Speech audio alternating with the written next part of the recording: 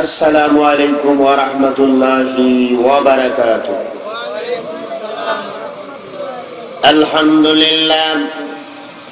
अल्हम्दुलिल्लाह नहमदुहु व नस्तईनुहु व नस्तगफिरुहु व नऊज़ु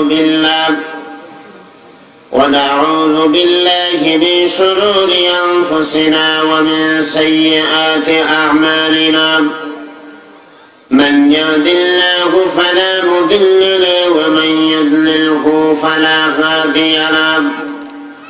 ونشهد أن لا إله إلا الله وحده لا شريك له ونشهد أن سيدنا وحبيبنا ومولانا محمدا عبده ورسوله الذي أرسله بالحق بشيرا ونذيرا وداعيا إلى الله بإذنه وسراجا منيرا.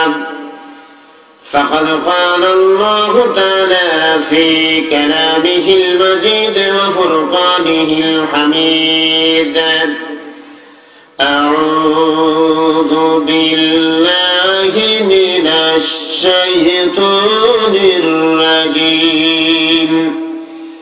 بسم الله الرحمن الرحيم.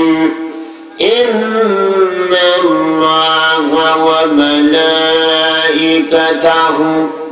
يصلون على النبي يا أيها الذين آمنوا صلوا عليه وسلموا تسليما. اللهم صل على سيدنا مولانا محمد وعلى آل سيدنا مولانا محمد. জোরে সরে প্রাণ খুলে পড়েন আল্লাহুম্মা সাল্লি আলা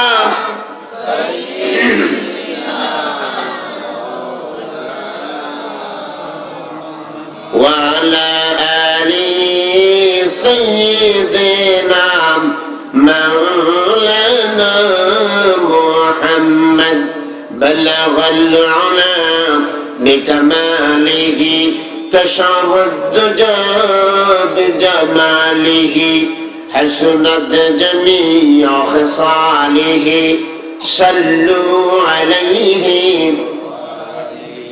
हमारा दीन मज़हब अब का इश्क़ मोहब्बत है.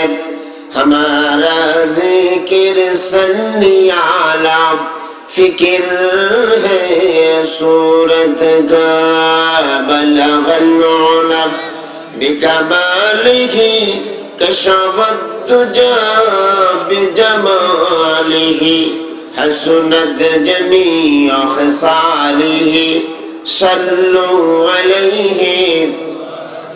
ये तेरी मेराज थी कि तू लौहा कलम तक पहुँचा और ये मेरा मेराज है कि मैं तेरे कदम तक पहुँचा.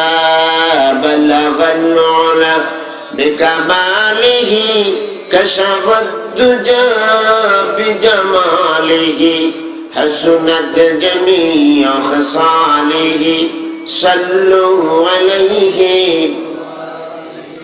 আরবের পরে মক্কা নগরে যেথায় আমেনার ঘর খোদার করুণা কৌসার হয়ে জরসে বারম্বার. বলগল উলা বিকামালিহি কশফত দুজা বিজমালিহি হসনত জমিअ খসালিহি सल्लु अलैहि. उल्फत में बराबर है वफाओं की सफा हो, हर चीज में लज्जत है और दिल में मौजा हो। बलगल उला बिकमालिही कशफत दुजा बिजमालिही हसनत जमीअ खसालिही सल्लु अलैहि। बालेश्वर মাসুরা আল ইখওয়ান সমাজ কল্যাণ সংস্থা কর্তৃক আয়োজিত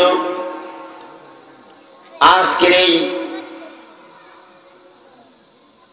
মহাগ্রন্থ আল কোরআন এবং হাদিসের মাহফিলে বর্তমান বসা সভাপতি, উপস্থিত হযরত উলামায়ে কেরাম, আমার সামনে বসা আমার পিতৃতুল্য শ্রদ্ধাভাজন মুরব্বিয়ান আযম, যুবক ভাইয়েরা, ছোট্ট বন্ধুগণ, সর্বস্তরের জনতা, পর্দার আড়ালের শ্রবণরতা শ্রদ্ধা সম্মানিতা মা ও বোনেরা, আমরা মহান আল্লাহ পাকের দরবারে লাখো কোটি শুকর আদায় করছি যে মহান আল্লাহ পাক আমাদেরকে আজকে এই মাহফিলে আসার, বসার, আলোচনা করার, আলোচনা শোনার তৌফিক যে রব আমাদেরকে দান করেছেন, সেই মহান মাহবুদের দরবারে আমরা শুকরগুজার করছি। আমরা সকলে পড়ছি আলহামদুলিল্লাহ। আরো জোরে সোরে মহাব্বতের সাথে পড়ছি আলহামদুলিল্লাহ। প্রশংসা আদায় করেছি কার? জবাব দেন কার? আল্লাহর প্রশংসা আদায় করতে কি কার পূর্ণতা আছে? তাই আমরা পড়ি রব্বানা লাকাল হামদ হামদান কাসীরান তাইয়িবান মুবারাকান ফীহি ইয়া রাব্বি লাকাল হামদু কামা ইয়ানবাগি লিজালালি ওয়াজহিক ওয়া আযীমি সুলতানিক। আমরা আল্লাহ পাকের প্রশংসা আদায় করেছি যে আল্লাহ পাক আমাদেরকে আজকে এই মহতি মাহফিলে আসার, বসার, আলোচনা করার এবং আলোচনা শোনার তৌফিক যে রব আমাদেরকে দান করেছেন, সেই মহান মাহবুদের দরবারে আমরা প্রশংসা আদায় করেছি। যে রব আমাদেরকে সৃষ্টি করেছেন তার চেয়ে মহান, তার চেয়ে বড়, তার চেয়ে কল্যাণকর এবং তার চেয়ে মহিমান্বিত আর কেউ গোটা পৃথিবীতেও নাই, মহা জগৎগুলির ভিতরেও নাই। যিনি বানিয়েছেন তিনি তো মহান হবেনই, ঠিক কিনা? যিনি সব কিছু সৃষ্টি করেছেন তার ইবাদতের জন্য, মা খালাকতুল জিন্না ওয়াল ইনসা ইল্লা লিয়াবুদুন, তিনি মানুষ আর জিন জাতিকে তার ইবাদতের জন্য সৃষ্টি করেছেন। তাহলে এই আকাশ, এই পাতাল, চন্দ্র, সূর্য, গ্রহ নক্ষত্র, গ্যালাক্সি, মহাজগৎগুলি কেন তিনি সৃষ্টি করলেন? এগুলি আল্লাহ পাক মানুষের জন্যই সৃষ্টি করেছেন। আর শুধুমাত্র তিনি দুইটি জাতিকে আল্লাহর জন্য সৃষ্টি করেছেন, তিনি ইবাদত পাওয়ার জন্য। এজন্য আমরা প্রত্যেক মানুষের উচিত হবে আমাদের কথায়, আমাদের চলাফেরায়, আমাদের সংসার চালানো অবস্থায়, আমাদের রাষ্ট্রীয় অবস্থায়, সর্ব অবস্থায় আমরা একমাত্র, কেবলমাত্র, শুধুমাত্র ভরসা করব একজনের উপরে, যার নাম হলো আল্লাহ। আর তিনি আমাদেরকে সৃষ্টি করেছেন। আমরা একথা চিন্তা করতে হবে, আমাদের সর্ব কাজে আল্লাহর ইবাদত যাতে হয়ে যায় এমন ভাবে আমরা আমাদের জীবনকে সাজাতে হবে। নবী করিম সাল্লাল্লাহু আলাইহি ওয়াসাল্লামকে আল্লাহ পাক পাঠিয়েছেন গোটা মানব জাতিকে হেদায়েতের রাস্তা দেখাবার জন্য। বিশ্বনবী মুহাম্মদ রাসূলুল্লাহ সাল্লাল্লাহু আলাইহি ওয়াসাল্লাম শেষ জামানায় এসেছেন। তিনি বিশ্বনবী, সকল নবীদের সরদার। সকল নবীকে আল্লাহ তাআলা দুইটি দাওয়াতের জন্য নির্বাচিত করেছেন। কিন্তু আপনার নবী, আমার নবী, বিশ্ব নবী মুহাম্মদ রাসূলুল্লাহ, সবাই বলে সাল্লাল্লাহু আলাইহি ওয়াসাল্লাম, তাকে তিনটি বিষয় দিয়ে আল্লাহ তাআলা পৃথিবীতে পাঠিয়েছেন। আজকে আমরা যে বিষয় নিয়ে আলোচনা করব সেটি হলো কবর জগতের আযাব, কবরের আযাব। আমরা এই পৃথিবীতে যারা জন্মগ্রহণ করেছি, আমরা মৃত্যুবরণ করব না করব না? জোরে বলেন, করব না করব না? আল্লাহ তাআলা কোরআনে বলেন, আল্লাযী খালাকাল মাউতা ওয়াল হায়াতা লিয়াবলুয়াকুম আইয়ুকুম আহসানু আমালা। আমি হায়াত এবং মাউত দুইটি জিনিস মানুষের জীবনে সৃষ্টি করেছি। এক হলো হায়াত, আরেক হলো মউত। এই দুইটি বিষয় আমি দিয়ে মানুষের মধ্যে তার জীবনকে সাজিয়ে রেখেছি।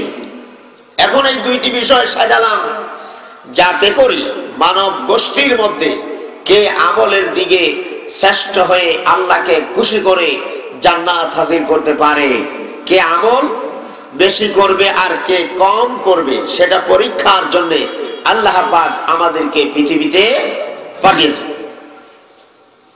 এজন্য আমরা সেই পরীক্ষায় সফলতা লাভ করতে হবে না হবে না? জবাব দেন সবাই, হবে না হবে না? আল্লাহ রাব্বুল আলামিন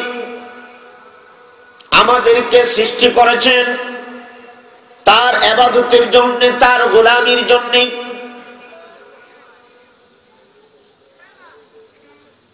সৃষ্টি করার পর আল্লাহ তাআলা হায়াত দিলেন আর মউত দিলেন।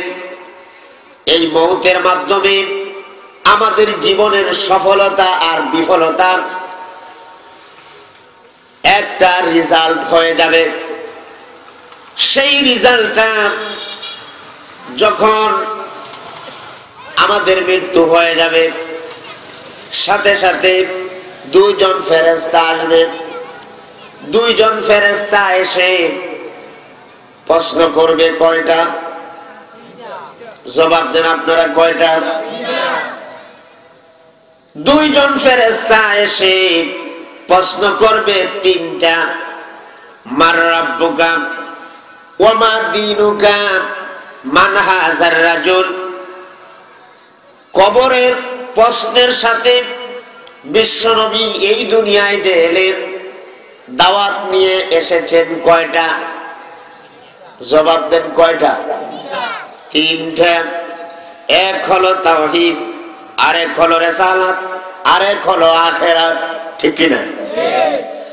এখন মানুষের জীবন কি পর্যালোচনা করলে দেখা যায় আল্লাহ রাব্বুল আলামিন গোটা মানুষের জীবনকে জন্ম থেকে মৃত্যু পর্যন্ত রাসূল আকরাম সাল্লাল্লাহু আলাইহি ওয়াসাল্লামের চরিত্র অনুযায়ী যদি মানুষেরা তার জীবনকে পরিচালিত না করে, আল্লাহর নবী যে তিনটি দাওয়াত নিয়ে পৃথিবীতে এসেছেন, নবীর তিনটি দাওয়াত দিয়ে যদি গোটা মানব জাতি তার জীবনটাকে পরিচালিত না করে, তাহলে কবর জগতে গেলে এই তিনটি প্রশ্নই করা হবে। এই তিনটি প্রশ্নে আল্লাহর বান্দা আটকে যাবে। ঠিক কি না?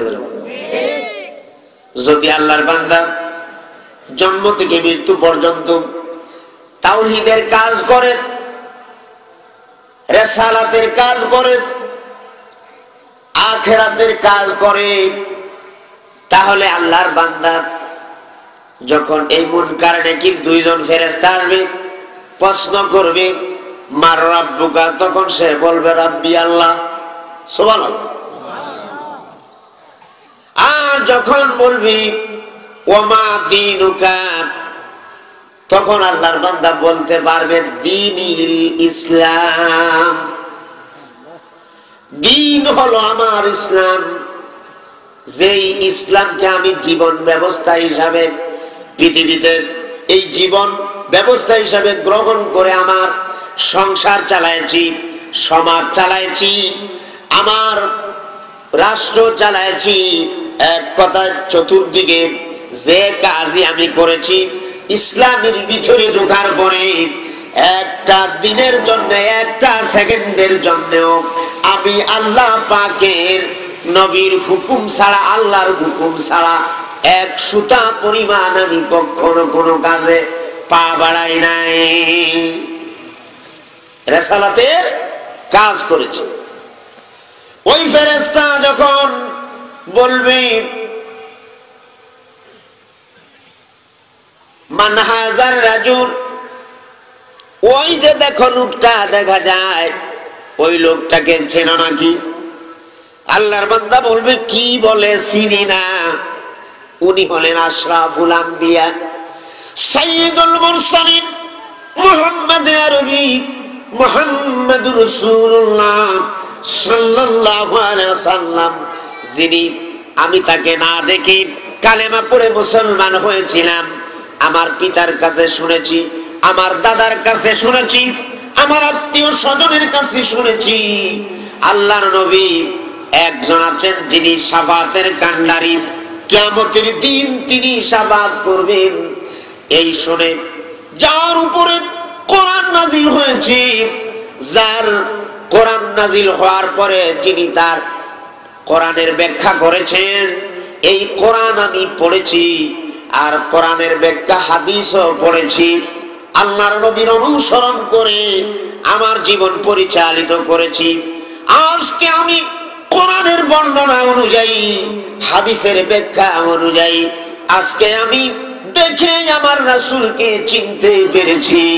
ওই দুইজন ফেরেশতা বলবে আর বলা লাগবে না, ফেরেশতারা অর্ডার দিবে অন্য অন্য ফেরেশতাদের, বলবে এই আল্লাহর বান্দা কি জান্নাতের বিছানা বিছায়া দাও। কবর কি জান্নাতের বিছানা বানানো হবে? আল্লাহর বান্দা কবরের মধ্যে জান্নাতের বিছানায় শুয়ে থাকবে, আর জান্নাত থেকে মনোরম পরিবেশে হাওয়া আসবে, সুবাতাস বইবে। আল্লাহর বান্দা শান্তিতে কিয়ামতের আগ পর্যন্ত কবরের ভিতরে শান্তিতে আল্লাহর বান্দা ঘুমাতে পারবে। আর যদি জন্ম থেকে মৃত্যু পর্যন্ত কোরআনের একটা হুকুম মানলো, আরেকটা হুকুম মানলো না, এজন্য আল্লাহ বলেন আফাতুমিনুনা বিবাদিল কিতাব ওয়া তাকফুরুনা বিবাদ, তোমরা কি কোরআনের কিছু হুকুম মানবি আর কিছু হুকুম ছেড়ে দেবে? তাহলে এটা তোমাদের পক্ষ থেকে কবুল করা হবে না, কোন গ্রহণযোগ্য বলা হবে না। আফাগাইরা দীনিল্লাহি ইয়াবগুন ওয়া লাহু আসলামা মান ফিস সামাওয়াতি ওয়াল আরদি রাব্বানা মা খালাকতা হাযা বাতিলা। আমার ভাইয়েরা, তোমরা কি মানুষের নিজের মত অনুযায়ী চলবে? এটা তোমাদের পক্ষ থেকে কবুল করা হবে না। আল্লাহ তাআলা আরেক জায়গায় বলে, দেখো তো দুনিয়ার দিকে তাকায়া, আমি যে তোমাদের কি এই পৃথিবীতে সৃষ্টি করলাম, তোমরা নিজের মতো করে চলবে। পৃথিবীর দিকে তাকায়া দেখো, এইগুলি আমি খামোকা সৃষ্টি করি নাই। খামোকা কি আল্লাহ দুনিয়া বানাইছেন নাকি? গাছগুলি এই পৃথিবীর ভিতরে যত ধরনের মনোরম পরিবেশে আল্লাহ তাআলা পশুগুলি সৃষ্টি করেছেন, এগুলি কাদের জন্য? আমাদের জন্য সৃষ্টি করেছেন, ঠিক কিনা? ওই আল্লাহর বান্দা এত সুন্দর পৃথিবীতে আসলো, আর আল্লাহর কোরআন পেল, নবীর হাদিস পেল, সব কিছু পেল, অথচ কোরআনের কিছু হুকুম মানলো আর কিছু হুকুম ছেড়ে দিল। ফেরেশতা যখন প্রশ্ন করবে মার রাব্বুকা, তখন ওই আল্লাহর বান্দা কোরআনের হুকুমগুলি না মানার কারণে, বলেন তো একটা জবাব যে আপনাদের কাছ থেকে, একটা ছাত্র যদি মাদ্রাসায় ভর্তি হয় আর সারা বছর ক্লাস করে না, এই ছাত্রটা যখন পরীক্ষা দেবে, পরীক্ষায় ভালো রেজাল্ট করতে পারবে নাকি? জোরে কোন পারবে নাকি? প্রশ্নগুলি আসলে পরে এই ছাত্রটা পুরাপুরি ভাবে প্রশ্নের উত্তরগুলি দিতে পারবে না। এজন্য ভালো করে বুঝেন, কোরআনে কারীম আল্লাহ তাআলা নাযিল করেছেন 500 হুকুম আছে কোরআনে। এখন আমরা এই কোরআনের মধ্যে নামাজ যে একটা হুকুম এটা পালন করি, তাও পুরাপুরি করি না। রোজা একটা হুকুম, এটা আমরা পালন করি, তাও পুরাপুরি করি না।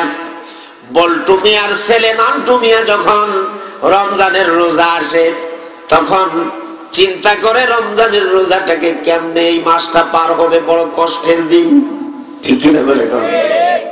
বড় কষ্টের দিন। পানি খাওয়ার পরে গামছা দিয়া ভালো করে ঠোঁটটাকে ওই পানিটা মুছে দিয়া ঠোঁটটারে একটু শুকনা শুকনা বানায়। ওই রকম করে না? করে না? এগুলি আমরা করি না, কিন্তু যারা আমাদের সাথে চলাফেরা করে তারা গল্প করে, ওখান থেকে আমরা জেনেছি, ঠিক কিনা ধরে বলে। আর আমরা এর মধ্যে কিছু সরাসরি রোজা ভেঙে খাওয়ার মতো মানুষ এই সমাজে আছে না নাই? জোরে করে আছে না নাই? এইটা যদি পারে না, গামছা কাঁধে দিয়া পুকুরে চলে যায়, ডুব দিয়া পানি খায়, জন্মের মতো পানি খাওয়া।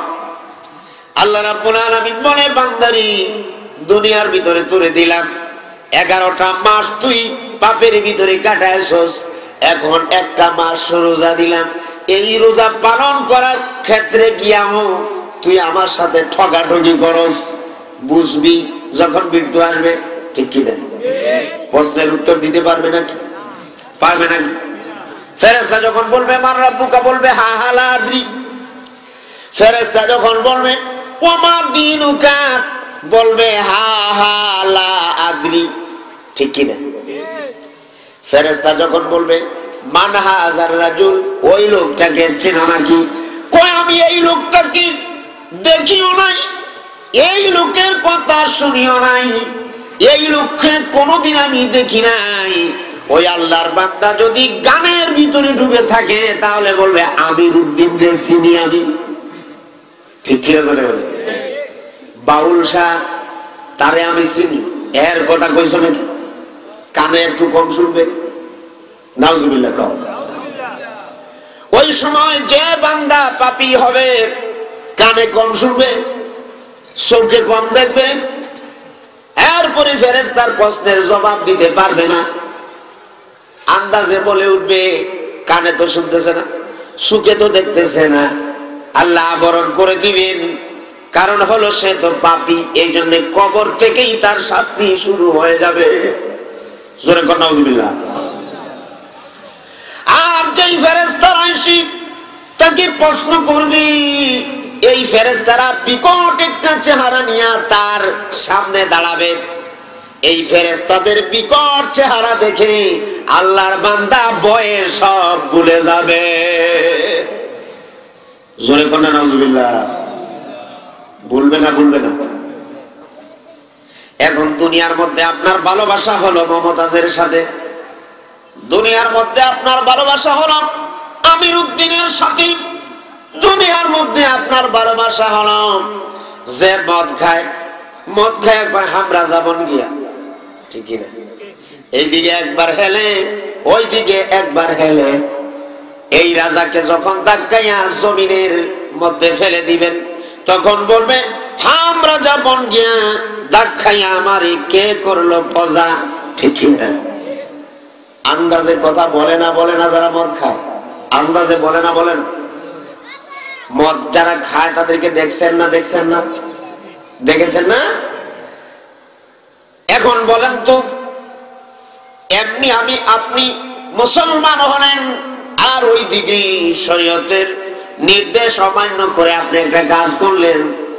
এই দুনিয়ার ভিতরে এই শরীয়ত যে জিনিসকে নিষেধ করেছে, ওই জিনিস আপনি খেলেন, ওই জিনিস মানলেন।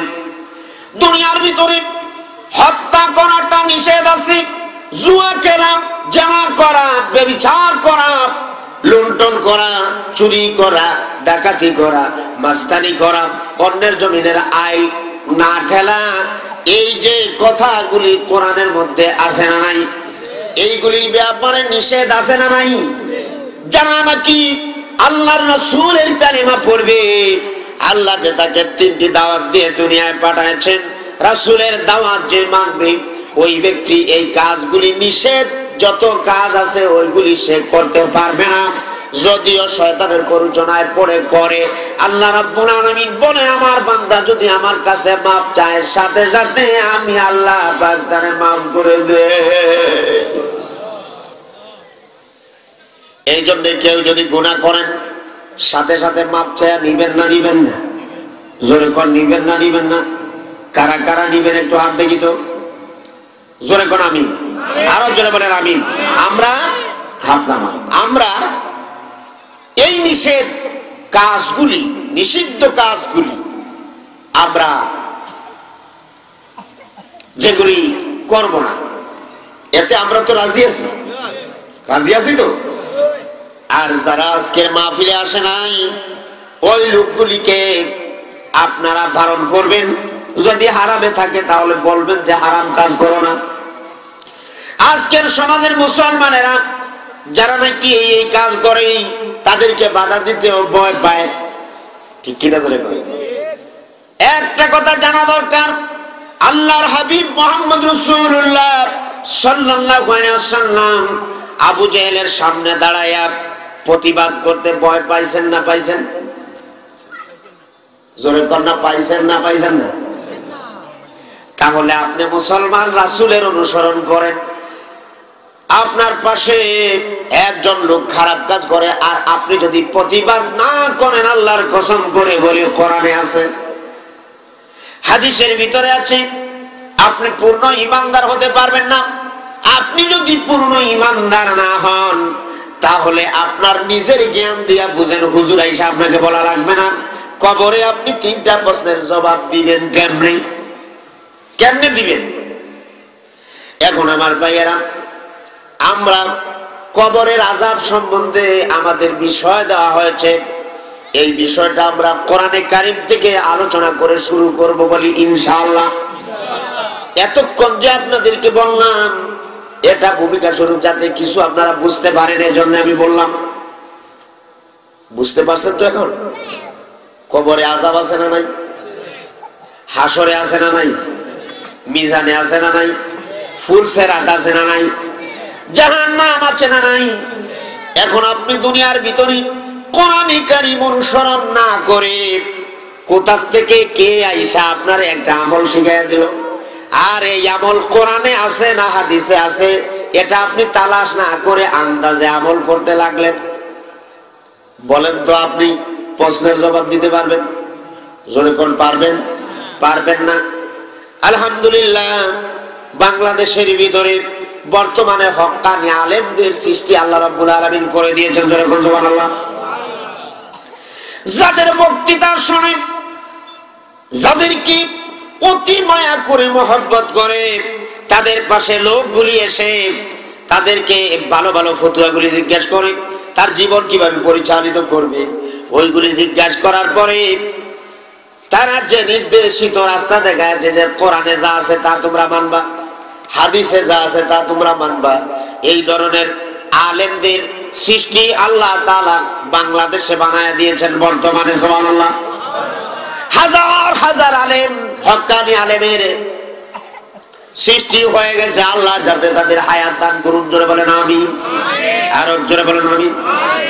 আমার ভাইয়েরা, কোরআনে যেটা নাই, হাদিসে যেটা নাই, এমন আমল যদি আপনি নামাজ যেভাবে পড়েন, রোজা যেভাবে পড়েন, রোজা যেভাবে করেন, হজ যেভাবে করেন, যাকাত যেভাবে দেন, ভালো কাজের আদেশ যেভাবে দেন, মন্দ কাজে নিষেধ যেভাবে করেন, ওইভাবে যদি আপনি আন্দাজে কোরআনে হাদিসে নাই এমন আমল যদি নামাজ রোজার মতো যদি কায়েম রাইখা দেন, তাহলে কবরের মধ্যে আযাবের মধ্যে আপনি ভুগবেন। কেন ভুগবেন জানেন? শরীয়তের মধ্যে ফতোয়া আছে। আমার কথায় যদি সন্দেহ হয় তাহলে একজন মুফতিকে আপনারা গিয়া জিজ্ঞাসা করবেন, ঠিক কিনা? মুফতি সাহেবকে গিয়া জিজ্ঞাসা করবেন, কোরআনে নাই হাদিসে নাই এমন একটা আমল আমি ফরজের মতো যদি সারাটা জীবন করে যাই, নফল একটা ইবাদতকে যদি মুস্তাহাব একটা ইবাদতকে যদি ফরজের মতো আমি আমল করে যাই, বলেন তো দেখি কবরে আযাবে ভুগবো নাকি? ওই মুফতি সাহেব বলবেন আপনি কবরের আযাবে ভুগবেন, কারণ হলো আপনি নামাজ আমাদের কাজা হয় না, হয় না? রোজা আমাদের কাজা হয় না, হয় না? আল্লাহর হুকুম পালন করতে গিয়ে আমাদের কাজা হয় না, হয় না? কিন্তু বাংলাদেশের ভিতরে এমনও আমল আছে আমাদের নামাজ রোজা কাজা হয়, কিন্তু কোন ব্যক্তি আইসা কোন ইবাদত শিখায়া দিছে এইটা বছরের মধ্যে একবারও কাজা হয় না। ঠিক কিনা জোরে কর। আমার ভাইয়েরা, আপনারা কি বেজার হচ্ছেন নাকি? আপনাদের বিরুদ্ধে বলছি নাকি? আপনাদের বিরুদ্ধে নয়, কারণ হলো কোরআন জানার কারণে আল্লাহ রাব্বুল আলামিন যদি আমাকে কিয়ামতের দিনে প্রশ্ন করেন, আমি আপনাদের মাহফিলে এসেছি, দুটো কথা বলার সুযোগ পেয়েছি আর নিজেকে ধন্য মনে করেছি। কেন ধন্য মনে করেছি? তার কারণ হলো কিয়ামতের দিন আল্লাহ পাক আমাকে আগে প্রশ্ন করবেন, তুমি যে কোরআন জেনেছ, হাদিস জেনেছ, তা অনুযায়ী তোমার জাতিকে সঠিক কথা কতটুকু বলেছ একবার জানতে চাই। আমার বাদেশ্বরের মুসলমান ভাইয়েরা, আল্লাহর কসম করে বলি, কোন দলের বিরুদ্ধে আজও পর্যন্ত 23টা বছর আমার হয়ে গেল, কোন দলের বিরুদ্ধে কোন বক্তৃতা দেই নাই, কোন জাতির বিরুদ্ধে দেই নাই। গোটা মানব জাতির পক্ষে কোরআনের ছায়াতলে আসার জন্য গোটা মানব জাতিকে ছাত্র জামানা থেকে আজ পর্যন্ত আমি কোরআন আর হাদিস দিয়ে কথা বলি। এতে করে যদি আপনারা কিছু দুঃখ পান, কষ্ট পান, এটা আমার দেখার বিষয় না, আল্লাহ রাব্বুল আলামিন আপনার আমার বিচার করবে। আমি আল্লাহর কাছে বলবো, আপনারা যদি মনে কষ্ট পান তাহলে আল্লাহর কাছে বিচার দিলাম, কিয়ামতের দিন আপনারা থাকবেন, আমিও থাকবো। একটা কথা যদি মিথ্যা বলে, কোন নফল ইবাদত যদি ফরজের মতো আপনি একাধারে মৃত্যুর আগ পর্যন্ত করেন, কবরে আযাবের ফেরেশতারা এসে আযাব দেবে। ওই ফেরেশতারা বলবে, আল্লাহর বান্দা, তোমার 5 ওয়াক্ত নামাজ ফরজ ছিল, তুমি কাজা করেছো। 1 মাস রোজা ছিল, তুমি মাঝে মধ্যে কাজা করেছো। ভালো কাজের আদেশ দেওয়া তোমার উপরে ফরজ ছিল, তুমি এটা কাজা করেছো। চাকুর বয়ে, ডেগারের বয়ে, বন্দুকের বয়ে, রিভলভারের বয়ে তুমি কথা বলো নাই। এই জন্য আজকে তুমি যে নফল ইবাদতকে সারাটা জীবন পালন করেছো, ফরজের উপরে বেশি গুরুত্ব দিয়া তা পালন করেছো। আজকে তোমাকে প্রশ্ন করি, যেটা আল্লাহ বলেন নাই, রাসূল বলেন নাই, রাসূল করেন নাই, সাহাবায়ে কেরাম করেন নাই, আল্লাহ রাব্বুল আলামিন কোন জায়গায় নির্দেশ দেন নাই, তুমি এটা করেছো, এই জন্য আজকে তোমাকে আযাব ছাড়া জান্নাতের কোন সুসংবাদ তোমাকে দেওয়া হবে না। নাউজুবিল্লাহ কইবেন না, কইবেন না? আমার ভাইয়েরা, এই জন্য আমল করবেন অল্প। আমল যদি অল্প হয় তাহলে সঠিক আমল যদি হয়, কবরের মধ্যে যখন ফেরেশতা আসবে, আপনি যদি বলেন যে আমার তৌফিক মতো সঠিক আমল করেছি, এখন এই 3টা প্রশ্ন করেছো, 3টা প্রশ্নের জবাব যতটুকু পারি ততটুকু দিয়া দিলাম।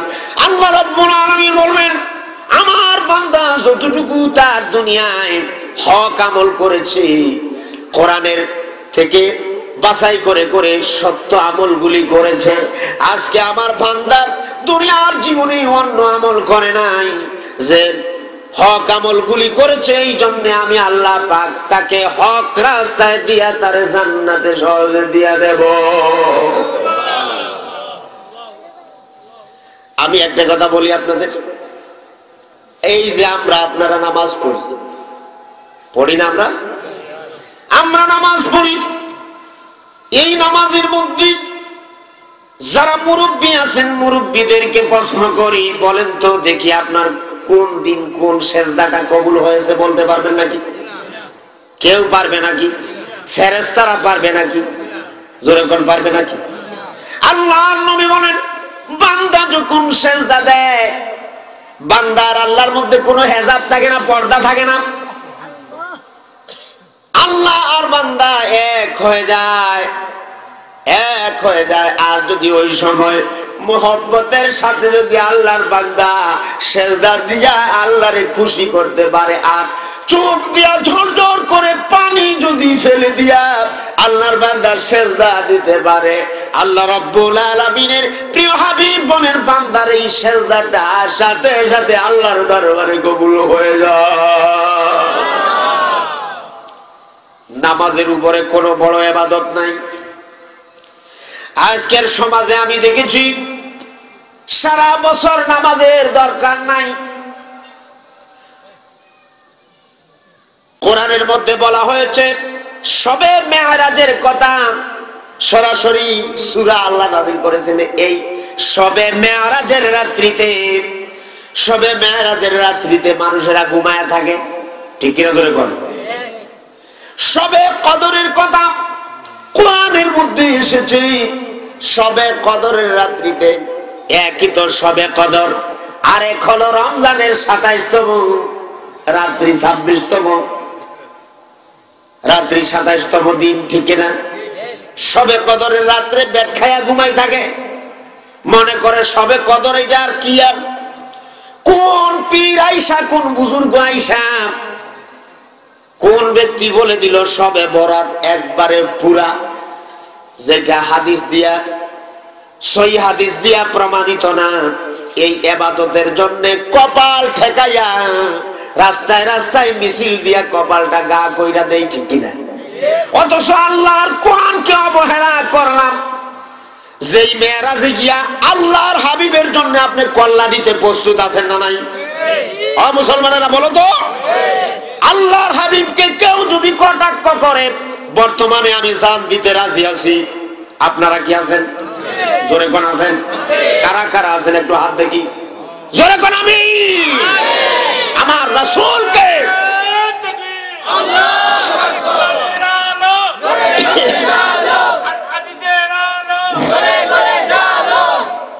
আমার রাসূলকে কেউ যদি কটাক্ষ করে, জান দিতে প্রস্তুত আছি। আমার রাসূলকে কেউ যদি হিংসা করে, নিন্দা করে, নাস্তিকার মুরতাদেরা কথা বলেন, বর্তমান বাংলাদেশের মুসলমানেরা জান দিতে প্রস্তুত আছে না নাই? জোরে কোন, আছে না নাই? সেই রাসূল কত কষ্ট করে আল্লাহ রাব্বুল আলামিন দাওয়াত দিয়েছেন, নবুয়ত 40 বছরে পেয়েছেন। 40 বছর থেকে শুরু করে যখন রাসূলের বয়স 51 বছর হলো, নবুয়তের 11 বছরতম বছরে আল্লাহ রাব্বুল আলামিন জিবরাইল পাঠায় দিলেন। নবীজি কাবা শরীফের হাতেমে শোয়া ছিলেন। জিবরাইল আয়েশা কয়, ইয়া রাসূলুল্লাহ, ইয়া হাবিবাল্লাহ, আল্লাহ রাব্বুল আলামিন আপনাকে দাওয়াত দিয়েছেন। রাসূলুল্লাহ উঠলেন, উঠে জিবরাইল পানি নিয়ে আসছে। সুবহানাল্লাহ।